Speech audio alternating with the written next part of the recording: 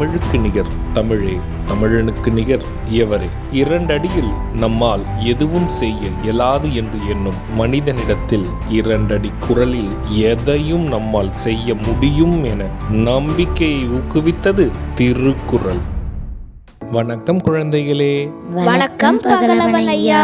இன்னைக்கான குறளை நம்ம பார்ப்போமா? ஓ, பார்க்கலாமே. சரி, பாடத்துக்குள்ள போலாம். இன்னைக்கான குறள் அதிகாரம் 107 இரவு அச்சம். குறள் எண் 1062. இறந்தும் உயிர் வாழ்தல் வேண்டின் பரந்து கெடுக உலகு இயற்றியான். ஐயா, நீங்க சொன்ன இந்த குறளோட பொருள் என்ன?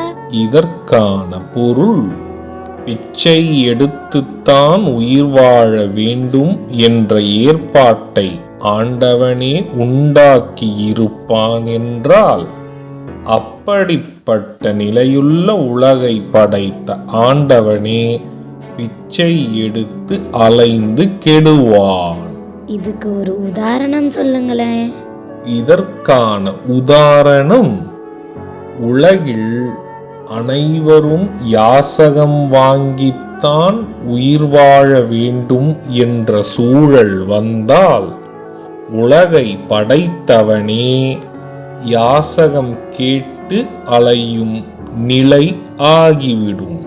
ஏனென்றால் உலகம், மனித இனம் என 2ஐயும் படைத்தவன் ஒருவனே. நான் சொன்னது உங்களுக்கு புரிஞ்சுதா தீரன், இலக்கியா?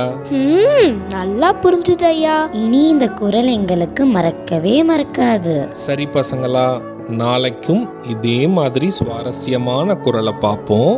நீங்க வீட்டுக்கு போன உடனே என்ன பண்ணணும்? இன்னைக்கு நாங்க படிச்ச குறளை அப்பா அம்மா கிட்ட சொல்லி காட்டுவோம்.